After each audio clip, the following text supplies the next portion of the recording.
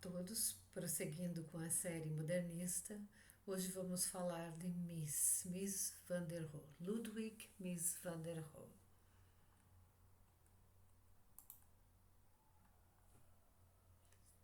Retrocedendo um pouco, repetindo, né?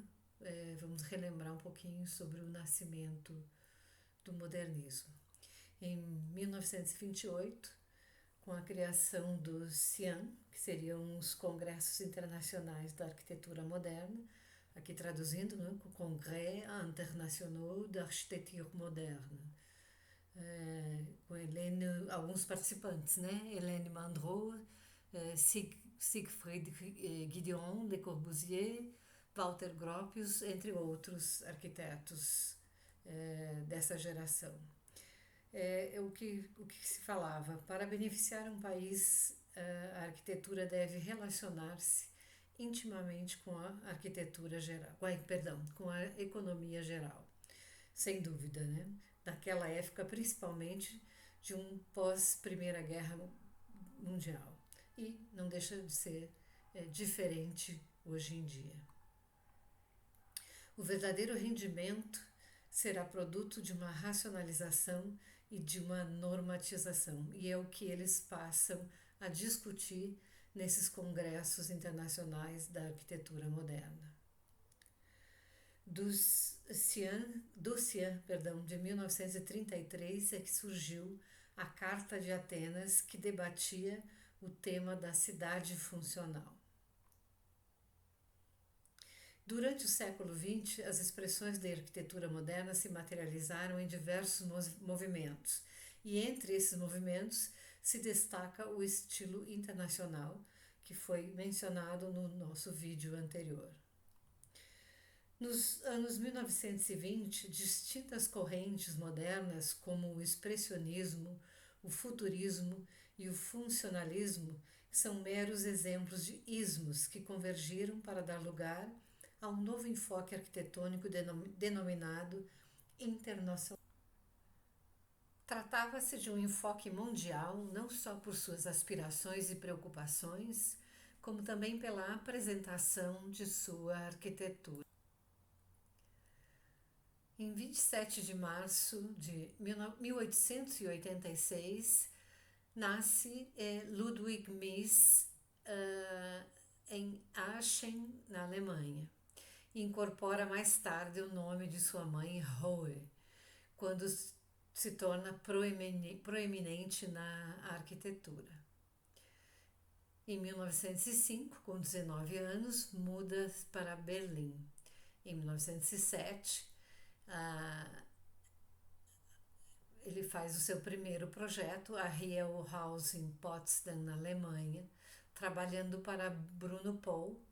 E esse desenho ainda tem o estilo clássico, que é o estilo do seu chefe. Em 1907, o Peter Behrens abre o seu próprio escritório. E em 1908 ele junta-se ao staff do Peter Behrens, junto com Walter Gropius e Le Corbusier, mas em tempos diferentes, eles não são contemporâneos no escritório. E aqui a gente pode ver a fábrica AEG de Peter Behrens, construída por volta de 1909. Uma fábrica icônica também, que são dos princípios, né, antes do que venha a ser aquilo que a gente vai chamar de modernismo.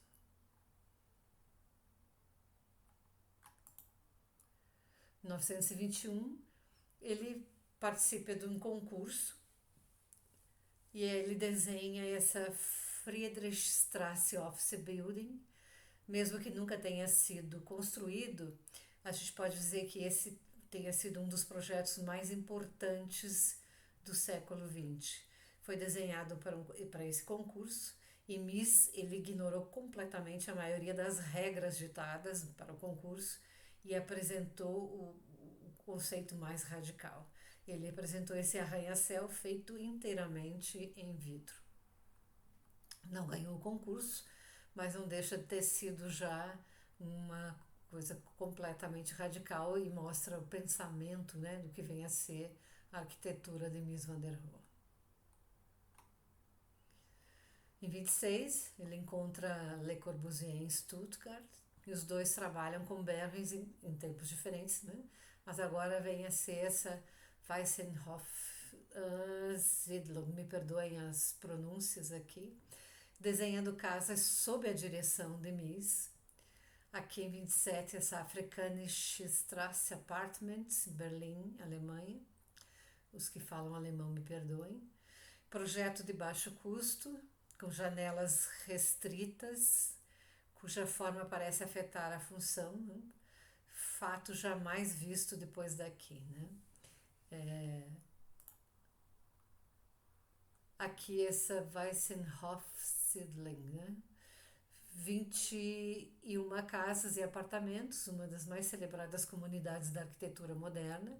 Mies convida vários arquitetos europeus e desenham de acordo com as suas diretrizes. Aqui a gente já vai ver uma arquitetura muito, né, vista também similar do que o próprio Le Corbusier vai estar fazendo. Aqui pilotis, janelas em fita, né? Os pilotis são visíveis lá, a fachada separada da estrutura, né? São o que vem a ser o modernismo propriamente. Aqui o mobiliário, né? Buscando um conforto minimalista. Aqui é Tugendhat Chair, né? Cadeira Tugendhat. A cadeira Barcelona, famosíssima, né? Que a gente vê até hoje, compondo os ambientes, principalmente ambientes comerciais, né? Aqui foi visto depois no apartamento do arquiteto Philip Johnson em 1930. A gente vê até hoje essas cadeiras ainda compondo ambientes residenciais e comerciais.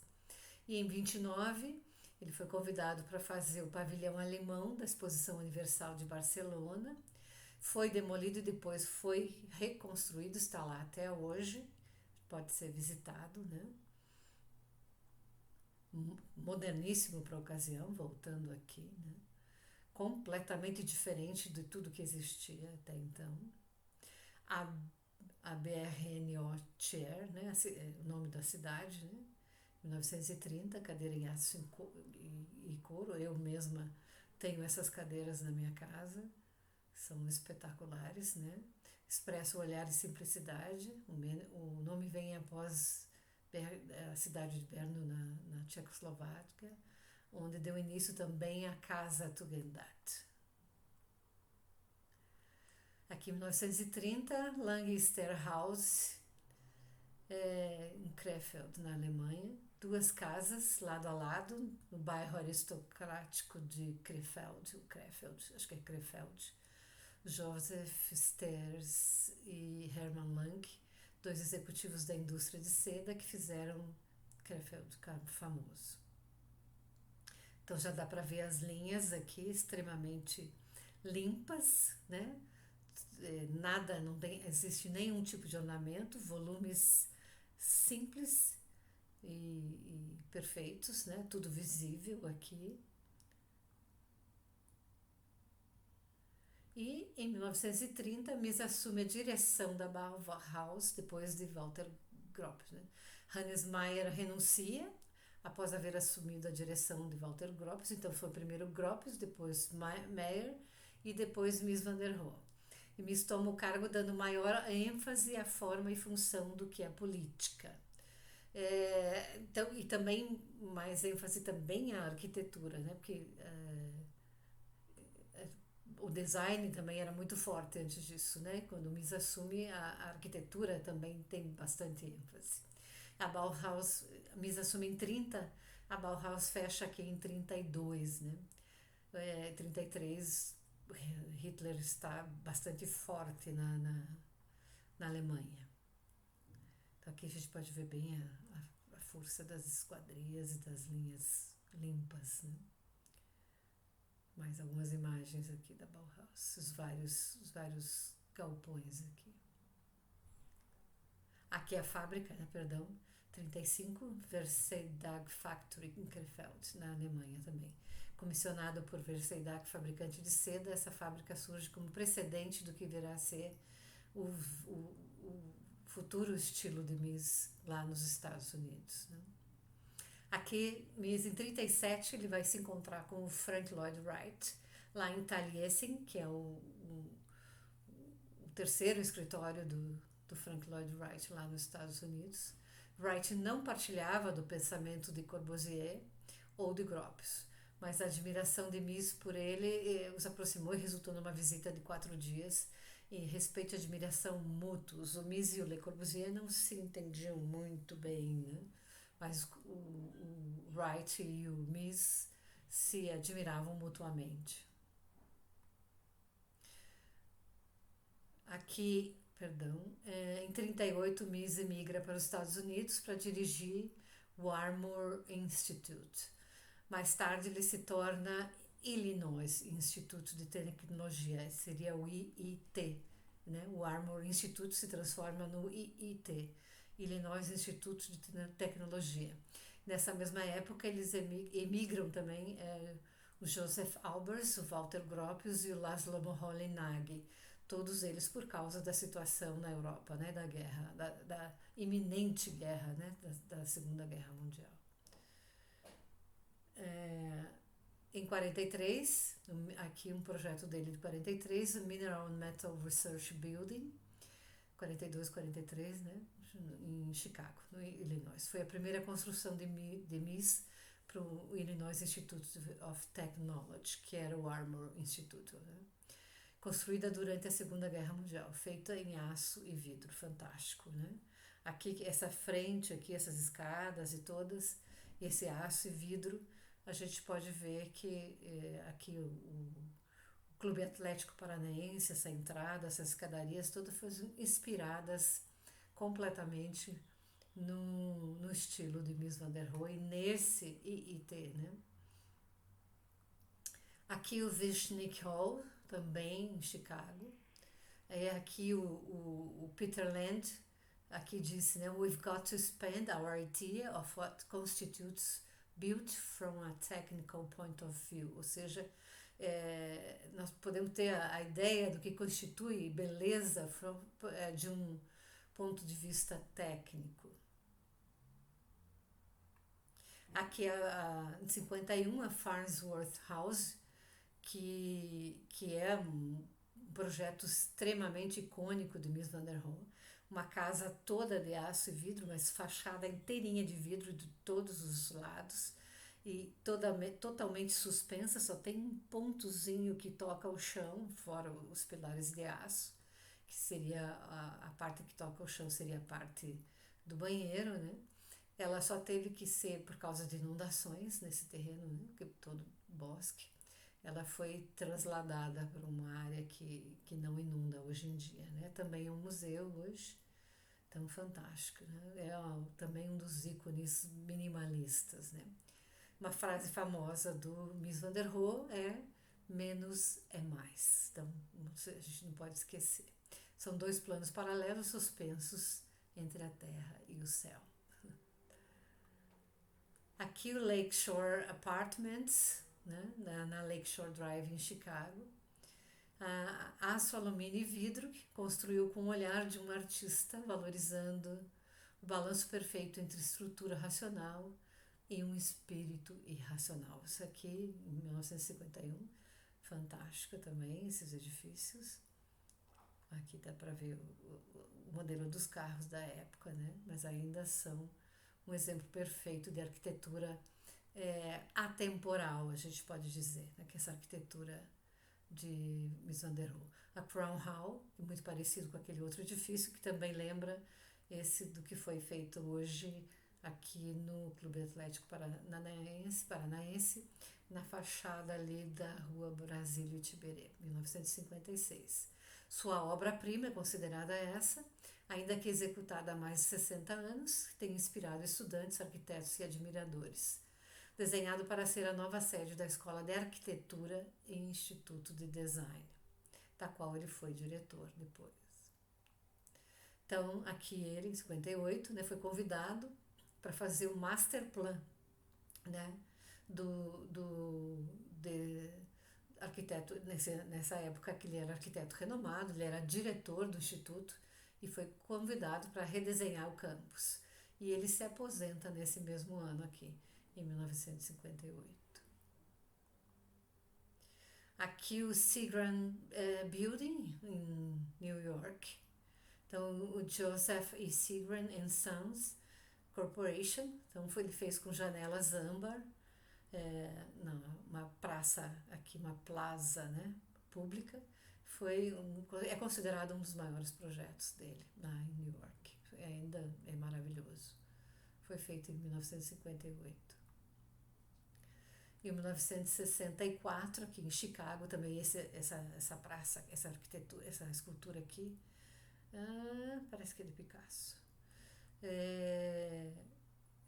No Chicago Loop, né? Aquele arquiteto-chefe de um grupo de arquitetos, entre os quais Schmidt, Garden Erickson, aqui CF Murphy Associates e Epstein Sons. Eles não viram razões para aderir aos padrões tradicionais de um simbolismo governamental, né? Ele faz um prédio extremamente simples, uma caixa retangular maravilhosa, simples e maravilhosa. Dá para saber pelos meus maravilhosos que eu sou uma fã do Mies. Em 68 ele vai ao seu último projeto, né, que ele volta a fazer um projeto na Alemanha, e é o seu segundo e o seu final museu na carreira, né? O primeiro museu que ele fez foi em Houston, e esse aqui foi seu último. O único contrato na Alemanha após a sua migração. É o National Gallery aqui em Berlim, Neue National Gallery. E ele morre aqui em 69, lá em Chicago mesmo. Então é o nosso adeus ao nosso grande gênio, Mies van der Rohe. Aqui alguns outros arquitetos que também migraram, né, para os Estados Unidos. O Eliel Saarinen é um arquiteto finlandês e fez um projeto para o Chicago Times, permitindo a sua imigração para os Estados Unidos em 23, para começar a obra aqui, né? Academia Cranbrook, Michigan. E aqui o Tabernacle Church, em 1940, em Indiana. Aqui a famosa mesa dele, mesa e cadeira Saarinen, que também são minhas preferidas. Eu sou apaixonada por essa mesa Saarinen. As mesas, né? Tem as elípticas, as redondas, as mesas de centro, mesas de jantar. São fantásticas. O Schindler, o Richard Neutra, fez a Schindler Chase Houses, aqui 21 e 22, planta livre, com divisórias de madeira. Lembra até um pouco o Frank Lloyd Wright. Aqui a Casa Lovell, em 26, Casa Joseph von Stamberg, em Los Angeles. Richard B. Fuller, esse é americano mesmo, né, projetada em 27, a casa de Maxwell.